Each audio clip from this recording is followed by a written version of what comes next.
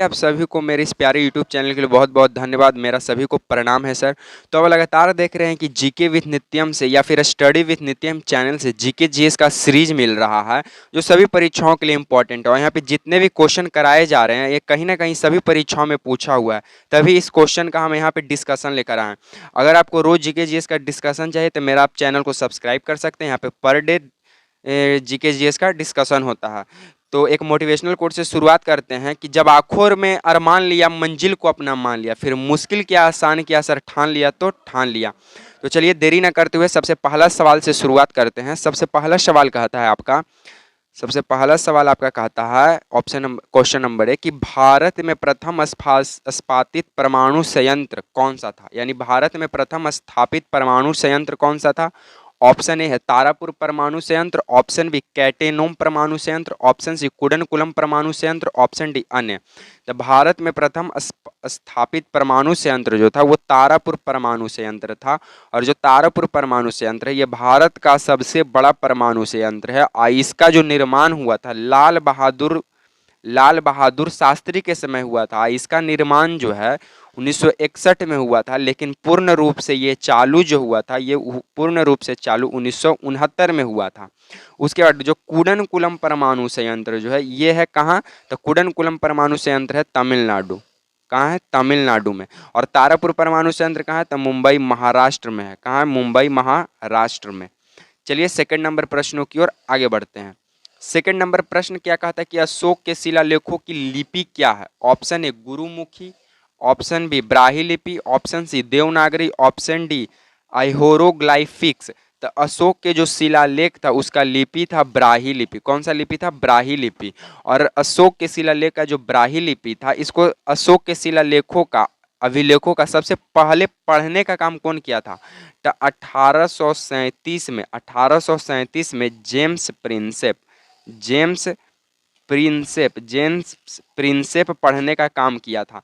तो आपसे पूछेगा कि अशोक के शिलालेखों को सबसे पहले किसने पढ़ा था, जेम्स प्रिंसेप। कब पढ़ा था, 1837 में। अशोक के शिलालेखों का लिपि क्या था, तब ब्राही लिपि। चलिए थर्ड नंबर प्रश्नों की ओर आगे बढ़ते हैं। थर्ड नंबर प्रश्न क्या कहता है कि बिहू निम्नलिखित में किसका लोकप्रिय उत्सव है। ऑप्शन ए है असम, ऑप्शन बी है उड़ीसा, ऑप्शन सी है बिहार, ऑप्शन डी है बंगाल। तो बिहू जो है असम का प्रमुख उत्सव है, त्योहार है। साथ में असम में ही काजीरंगा राष्ट्रीय उद्यान पाया जाता है जो एक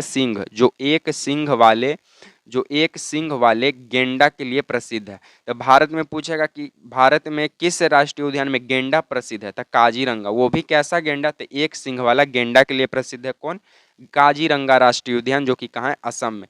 उड़ीसा में कौन है, तो उड़ीसा में है सिमलीपाल राष्ट्रीय उद्यान, जो कि किसके लिए प्रसिद्ध है, तो हाथी के लिए प्रसिद्ध है सिमलीपाल आपका। चलिए फोर्थ नंबर प्रश्नों की ओर आगे बढ़ते हैं। फोर्थ नंबर प्रश्न क्या कहता है कि विवेकानंद रॉक मेमोरियल कहाँ स्थित है। ऑप्शन है Andaman Nicobar, option B Lakshadweep, option C Kerala, option D Tamil Nadu. तो विवेकानंद रॉक मेमोरियल कट हॉल जो स्थित है वो है तमिलनाडु कन्याकुमारी में स्थित। तमिलनाडु कन्याकुमारी में है स्थित। केरल में है साइलेंट वैली कहाँ है, केरल में है। उसके बाद अंडमान निकोबार में भारत का सबसे छोटा राष्ट्रीय उद्यान साउथ बटन। कौन सा बटन, साउथ बटन स्थित है, जो कि भारत का सबसे छोटा राष्ट्रीय उद्यान है। चलिए 5 नंबर प्रश्नों की ओर आगे बढ़ते हैं। 5 नंबर प्रश्न क्या कहता है सर कि देश का लौह पुरुष किसे कहा जाता है, iron man of India sir.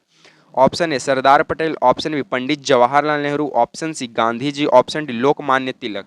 तो देश का लौह पुरुष जो कहा जाता है सरदार वल्लभ भाई पटेल को। और सरदार वल्लभ भाई पटेल ने बारदोली, कौन सा, बारदोली सत्याग्रह किए। कब, 1928 में किए। और जब बारदोली सत्याग्रह सफल हुआ तब बारदोली की महिलाओं के द्वारा इनको सरदार का उपाधि दिया गया। पंडित जवाहरलाल नेहरू भारत के पहले प्रधानमंत्री होते हैं और इनका पुस्तक का नाम है डिस्कवरी ऑफ इंडिया। और साथ में एक और है विश्व का एक झलक। महात्मा गांधी का माई एक्सपेरिमेंट विथ ट्रूथ। और लोकमान्य तिलक। चलिए अब 6 नंबर प्रश्नों की ओर आगे बढ़ते हैं। 6 नंबर प्रश्न क्या कहता है कि महात्मा गांधी को अधनंगा फकीर किसने कहा था। ऑप्शन है Hitler, option B Jinnah, option C Churchill, option D Mountbatten. तो महात्मा गांधी को अधनंगा फकीर चर्चिल कहा था। कौन कहा था, विंस्टन चर्चिल कहा था। उसके बाद महात्मा गांधी का राजनीतिक गुरु कौन थे? तो गोपाल कृष्ण गोखले, गोपाल कृष्ण गोखले थे, गोपाल कृष्ण गोखले। और इनका एक बुक है माई पॉलिटिशियन गुरु, गोपाल कृष्ण गोखले, किन्हीं का है? महात्मा गांधी का। हिटलर का पुस्तक है मेरा संघर्ष, मेरा संघर्ष किसका पुस्तक है? हिटलर का। उसके बाद 1906 में मुस्लिम लीग की स्थापना होता है आगा खां के द्वारा, बांग्लादेश की राजधानी ढाका में। चलिए 7 नंबर प्रश्नों की ओर आगे बढ़ते हैं। 7 नंबर प्रश्न कहता है कि पंजाब केसरी के नाम से किसे जानते हैं? Option A Ranjit Singh, option B Guru Gobind Singh, option C Guru Nanak, option D Lala Lajpat Rai. तो पंजाब केसरी के नाम से या शेरे पंजाब लाला लजपत राय को जाना जाता है। किन्हें जाना जाता है? लाला लजपत राय को। उसके बाद शेरे पंजाब का भी उपाधि इन्हीं के दिया गया था, लाला लजपत राय को। और लाला लजपत राय ने ही गो साइमन, कौन सा साइमन? गो साइमन का विरोध किया था। कब? 1928 में। साइमन कमीशन बना कब? तो साइमन कमीशन बना 1927 में, लेकिन भारत आया 1928 में। और इसका विरोध किए थे सबसे पहले लाला लजपत राय। चलिए 8वां नंबर क्वेश्चन की ओर आगे बढ़ते हैं। 8 नंबर प्रश्न क्या कहता है कि महात्मा गांधी को राष्ट्रपिता के रूप में उल्लेख सबसे पहले किसने किया था? ऑप्शन है Subhash Chandra Bose, option B Jawaharlal Nehru, option C Vallabh Bhai Patel, option D इनमें से कोई नहीं। तब महात्मा गांधी को राष्ट्रपिता के रूप में सबसे पहले सुभाष चंद्र बोस संबोधित करते हैं। और उसके बाद गांधी जी को गांधी का उपाधि कौन दिया था? तो गांधी जी को गांधी का उपाधि दिए थे कौन? रविंद्रनाथ टैगोर। और रविंद्रनाथ टैगोर को गुरुदेव का उपाधि कौन दिए थे? तो महात्मा गांधी। जवाहरलाल नेहरू को डिस्कवरी और भारत एक विश्व की झलक इन्हीं का पुस्तक है। सरदार वल्लभ भाई पटेल को आयरन मैन ऑफ इंडिया के नाम से जाना ही जाता है।